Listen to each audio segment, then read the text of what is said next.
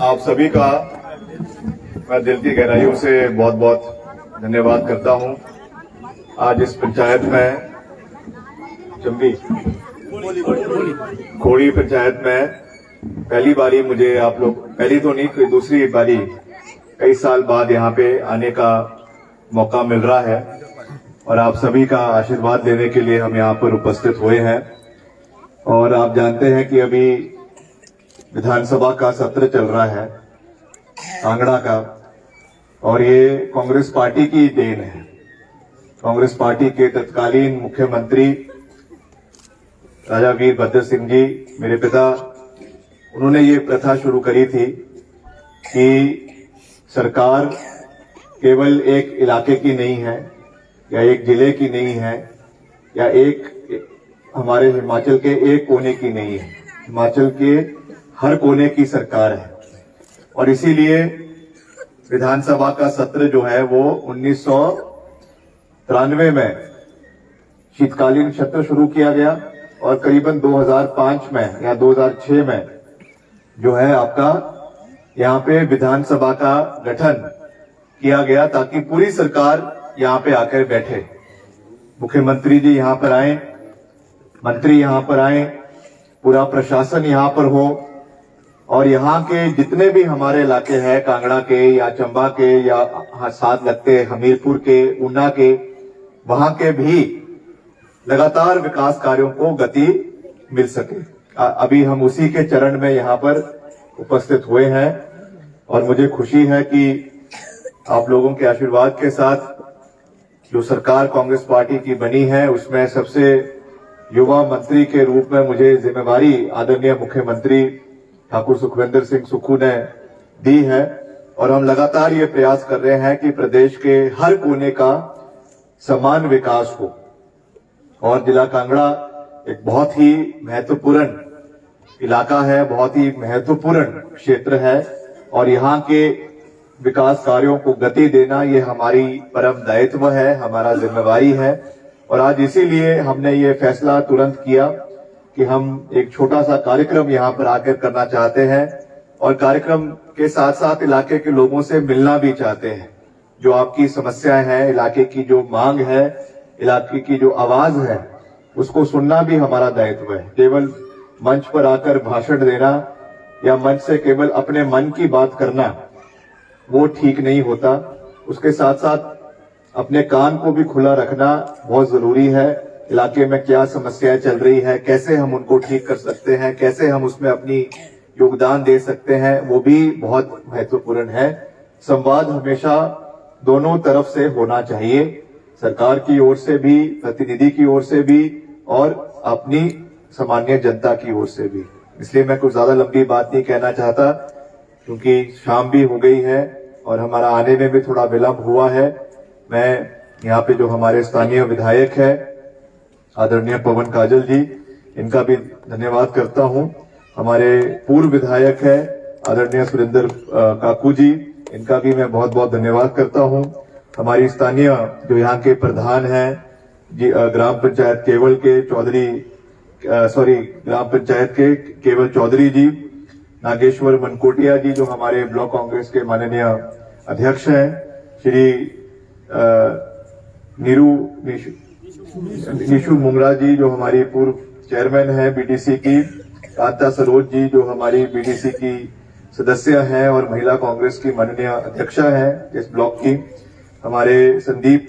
औरी जी जो महासचिव है जिला कांग्रेस कमेटी के, हमारे विभाग की चीफ इंजीनियर भी हमारे बीच में हैं, उनका भी मैं धन्यवाद करता हूं। हमारे एससी, हमारे एक्सीएन और सभी जो यहाँ पे और अधिकारी, सभी महिलाएं, बुजुर्गवान, युवा साथी हमारे बीच में यहाँ पर आए हैं, बहुत से बच्चे भी यहाँ पर आए हैं, मैं आपका भी बहुत बहुत धन्यवाद करता हूँ। और आज जो विकास कार्य इलाके में करवाए जा रहे हैं उसका मैं निरीक्षण करने भी आए थे। आपके मटौर के अंदर एक बहुत बड़ा कॉलेज बन रहा है, ये भी हमारी सरकार द्वारा, कांग्रेस पार्टी की सरकार में 2015-16 में इसका शिलान्यास रखा गया था और तत्कालीन मुख्यमंत्री वीरभद्र सिंह जी ने इसके लिए बजट का प्रावधान करवाया था। बीच में सरकार हमारी नहीं रही, 5 साल भाजपा की सरकार रही, मगर फिर भी उसको आगे बढ़ाने के लिए पूरा प्रयास किया गया। आज फिर से कांग्रेस पार्टी की सरकार बनी है और इसको हम चाहेंगे कि जल्द से जल्द ये बनकर तैयार हो। इसके लिए क्योंकि हमारे विभाग द्वारा इसका कार्य चला हुआ है, हमने इसमें पूरी एक डेडलाइन दी है कि समय पर जनवरी के महीने में, फरवरी के महीने में इसका कार्य पूरा हो जाना चाहिए, ताकि यहाँ के बच्चों को, यहाँ के क्षेत्र के लोगों को उसका भरपूर फायदा आने वाले समय में मिले। और उसके साथ साथ जिस सड़क का अभी यहाँ पे लोकार्पण शिलान्यास किया गया है अपग्रेडेशन का, ये भी विधायक प्राथमिकता के नाबार्ड के माध्यम से इसका जो है कार्य अपग्रेडेशन का होगा और करीबन कितने अमाउंट की है, 4.5 करोड़ रुपए की लागत से जो है इस सड़क का अपग्रेडेशन होगा। तो उसके लिए भी मैं स्थानीय जनता को इसके लिए बधाई देना चाहता हूं कि इस सड़क का, जिससे काफी इलाके यहाँ के लाभान्वित होंगे। उसमें कुछ मांगे भी इसको आगे एक्सटेंड करने के लिए हमारे प्रधान जी ने यहाँ पे हमारे बीच में रखी है, उसका भी मैंने संज्ञान लिया है कि क्या इसमें और एडिशनैलिटी आने वाले समय में देकर, क्योंकि ये तो नाबार्ड के माध्यम से बन रही है, बैंक से हमको जो लोन मिलता है उसके माध्यम से इसका कार्य चल रहा है, मगर इसको आगे कैसे एक्सटेंड करना है उसको हम किसी ना किसी और बजट में डलवा कर इसको आगे एक्सटेंड करवाएंगे, ताकि जितने भी यहाँ के लोग जैसे कह रहे थे कि कुछ ऊपरले इलाके में रहते हैं तो उनको एक शॉर्टकट यहाँ से हो जाए। तो इसके लिए हम पूरा प्रयास आने वाले समय में करेंगे। और इसके साथ और भी कुछ और अधिकतर मांगे भी इन्होंने यहाँ पे हमारे बीच में रखी है। मैं ज्यादा उसमें डिटेल में नहीं जाना चाहता हूं, मगर एक एक चीज को जो मेरे करने का है उसको मैं अपने विभाग के माध्यम से प्राथमिकता के ऊपर करवाऊंगा। क्योंकि आपके बीच में हम आए हैं तो निश्चित तौर से इलाके के लोगों की महत्वाकांक्षाएं हैं, इलाके के लोगों की अभिलाषाएं हैं, उस पर खरा उतरना ये हमारा प्रयास है। मैं ये नहीं कहूंगा कि 100% सारे काम पूरे हो जाएंगे, निश्चित तौर से कमियां भी रहती है, प्रयास में कभी कमी नहीं रहनी चाहिए। अभी आपने देखा आपदा प्रदेश के अंदर आई, करीबन 12,000 करोड़ रुपए का प्रदेश का नुकसान हुआ, मगर फिर भी हमने हिम्मत नहीं हारी। मिलकर माननीय मुख्यमंत्री आदरणीय ठाकुर सुखविंदर सिंह सुक्खू के नेतृत्व में हम सब आगे बढ़े और जगह जगह पे जहां पर भी कोई सड़कों का रेस्टोरेशन करना था, कोई जहां पे आपके नाले बह गए थे, आपके ब्रिजेस बह गए थे, बहुत सा नुकसान हुआ, कई जगहों पे घरों का नुकसान हुआ, कई जगहों पे डंगे का नुकसान हुआ, वहां पर भी अपने रिसोर्सेज से सरकार ने करीबन 4,500 करोड़ रुपए का पैकेज हमारे प्रभावित परिवारों को देने का फैसला मुख्यमंत्री जी ने किया, जो एक बहुत ही ऐतिहासिक फैसला था। क्यों था? क्योंकि पहले जहां पे केवल 1,30,000 रुपए आपके घरों के लिए, जो क्षतिग्रस्त घर है उसके लिए दिए जाते थे, जहां पर अब जो पूरे तरीके से क्षतिग्रस्त घर है उनको सरकार की ओर से 7 लाख रुपए देने का फैसला मुख्यमंत्री जी ने किया, जिसका कार्यक्रम भी अभी जब रैली हमारी 1 साल की हुई थी उसमें यहाँ पे उन सभी प्रभावित परिवार के लोगों को बुलाया गया और उसकी पहली किश्त करीबन 3-3.5 लाख रुपए की जो है वो ऑनलाइन तरीके से उनके खातों में दी गई, ताकि सहयोग हमारी ओर से उन प्रभावित परिवारों को हो सके और जो नुकसान उनका हुआ है उसकी भरपाई करने में एक छोटा सा योगदान हम अपनी ओर से, सरकार की ओर से उसमें दे सके, ये हमारा जो है वो प्रयास है। बाकी जो और भी यहाँ के विकासात्मक कार्य है, वैसे तो क्योंकि जो जिला कांगड़ा है भौगोलिक परिस्थिति से इतना कठिन इलाका नहीं, चाहे जहां से हम संबंध रखते हैं, चाहे शिमला जिला का है, चाहे और पहाड़ी इलाके हैं, वहां पे काम करना बहुत मुश्किल है, मगर ये इलाके तब भी भौगोलिक परिस्थिति से बहुत अच्छे हैं। मैं ये नहीं कहूंगा बहुत ज्यादा अच्छे, मगर ऊपरले हिमाचल की ओर से यहाँ पे काम करना इतना मुश्किल नहीं है और खास करके सर्दियों के महीने में भी अच्छा काम हर डिपार्टमेंट द्वारा करवाया जा सकता है। जो कठिनाइयां दूरदराज इलाकों में, आपके जनजातीय इलाकों में, या जो आपके टफ एरियाज हैं, चंबा का इलाका है, भरमौर है, या लाहौल स्पीति है, किन्नौर है, शिमला है, कुछ आपके सिरमौर का इलाका है, जो वहां पे प्रॉब्लम्स आती है वो इस इलाके में नहीं है। यहाँ की अपनी पहचान है, अपनी यहाँ की समस्याएं हैं, अपनी यहाँ की भौगोलिक परिस्थिति है। उसके मद्देनजर भी जो हम कर सकते हैं, जो यहाँ के विकास कार्यों को आगे ले जाने के लिए हम अपना योगदान दे सकते हैं, उसमें हम निश्चित तौर से कोई कमी नहीं आने देंगे। अभी जैसा यहाँ पे काकू जी ने भी कहा और सभी और साथियों ने कहा कि मेरे पिताजी भी कई बार उन्होंने इस क्षेत्र का दौरा मुख्यमंत्री रहते हुए किया, बहुत से विकास कार्यों को यहाँ पे योगदान दिया, तो हम उसी तरीके से उनको और मजबूती से आगे ले जाने में अपना पूरा योगदान आने वाले समय में देंगे। और दलगत राजनीति से ऊपर उठकर मैं ये आज ये भी कहना चाहता हूं कि सरकार सबके साथ कोई भेदभाव नहीं करती। और आज पवन काजल जी यहाँ पर आए हैं, मैंने जैसा इन्होंने कहा, मैंने इनसे सुबह बात करी कि हम आपके इलाके में जा रहे हैं, तो हम कोई इसमें कोई भाजपा कांग्रेस की बात नहीं है। जब चुनावों का समय है, हम सबको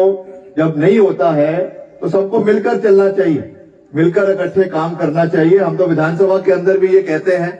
जब विपक्ष के साथी प्रहार करते हैं, या पहले जब हम विपक्ष में थे 5 साल, उस समय भी हमने ये बात कही कि हमको अपनी छोटी मानसिकता से, दलगत राजनीति से ऊपर उठकर काम करने की आवश्यकता है। हर चीज में अगर हम आपस में ही विरोध करते रहेंगे, आपस में लड़ाई लड़ते रहेंगे, तो उससे सबसे ज्यादा नुकसान क्षेत्र के लोगों का होता है। इसलिए मिलकर चले, मिलकर काम करें। जब चुनाव आते हैं उस समय दो हाथ करेंगे, उस समय जो होगा वो होगा, मगर अभी हमको सबको एक प्रयास रहना चाहिए कि कम से कम 80% ऑफ द टाइम मिलकर काम करें। जब हमारी एनर्जीज इकट्ठे मिलकर चलेगी, एक सकारात्मक तरीके से चलेगी, पॉजिटिव तरीके से चलेगी, तो इलाके में दो दुगनी रफ्तार के साथ हम विकास कार्यों को करने में सक्षम हो सकेंगे। तो ये मैं आपसे कहना चाहता था। मैं आप सबका एक बारी फिर से, जितनी भी यहाँ पे बुजुर्गवान हैं, महिलाएं हैं, युवा साथी हैं, आपका बहुत बहुत धन्यवाद करता हूं। और युवाओं को खास करके अभी ये जो मुख्यमंत्री जी ने पिछले कल कई निर्णय कैबिनेट में लिए हैं, कई महत्वपूर्ण निर्णय लिए हैं, जैसे कि सबसे पहले तो आपका हमीरपुर में चयन आयोग था, वो बंद हो गया था, या उसको बंद करवाया गया था क्योंकि उसमें कुछ घोटाले पूर्व सरकार के समय में हुए थे, पुलिस कांस्टेबल्स के हुए थे। पिछले कल आपको खुशखबरी देना चाहता हूं कि उसको जो नया चयन आयोग बनाया गया है, उसको सैद्धांतिक रूप से और औपचारिक रूप से और फॉर्मल तरीके से उसको कल खोल दिया गया है। और उसमें पहली रिक्रूटमेंट मेडिकल डिपार्टमेंट की, आपके ऑपरेशन थिएटर के जो स्पेशलिस्ट हैं, उनकी कोई 8-10 पोस्टें हैं, उसकी पहली रिक्रूटमेंट का प्रोसेस पिछले कल शुरू हो गया है। आने वाले समय में जो हमारे बहुत से JOA-IT के मसले, के अलग अलग बैच कोड्स, पोस्ट कोड्स जो फंसे हुए थे, जो काफी समय से निकल नहीं पा रहे थे, उनकी रिक्रूटमेंट भी शुरू होगी। हमारे जो JEE आपके सिविल, चाहे वो PWD के हैं, चाहे वो आपके इसके बिजली बोर्ड के हैं, या और डिपार्टमेंट्स के हैं, उनकी रिक्रूटमेंट भी आने वाले समय में शुरू होगी। और इसको बहुत ही आधुनिक तरीके से, कंप्यूटराइज्ड सिस्टम से इसको बनाया गया है, जिसमें कोई भी धांधली का, जिसमें कोई भी ऐसा कोई स्कोप नहीं है कि कोई इसमें जो है वो इसमें चीटिंग हो सकती है, ताकि भविष्य युवाओं का खराब हो। तो ये एक बहुत ही महत्वपूर्ण कदम है प्रदेश के युवाओं के लिए। और खास करके जो हमारा 680 करोड़ रुपए का पैकेज मुख्यमंत्री जी ने हमारे युवाओं के लिए वो लेकर आए हैं, उसको भी शुरुआत कर दी गई है, जिसमें ई-टैक्सीज के लिए जो है 50% सब्सिडी सरकार की ओर से दी जा रही है, ताकि जो टैक्सीज आप डिपार्टमेंट सरकारी क्षेत्र के लिए या निजी क्षेत्र में लेंगे, उसमें 50% की सब्सिडी सरकार की ओर से दी जाएगी। युवाओं को रोजगार के अच्छे साधन जो है वो सरकार की ओर से उपलब्ध करवाए जा रहे हैं। और भी बहुत सी चीजें हैं, मगर मैं अभी विशेष रूप से बहुत लंबी बात नहीं कहना चाहता हूं। मैं यही आपको विश्वास दिलाते हैं कि हम मिलकर आगे बढ़ेंगे और हिमाचल प्रदेश को, जिला कांगड़ा को सर्वश्रेष्ठ बनाने में अपना पूरा योगदान देते रहेंगे। आप सबका एक बारी फिर से दिल की गहराइयों से बहुत बहुत धन्यवाद। जय हिंद, जय हिंद।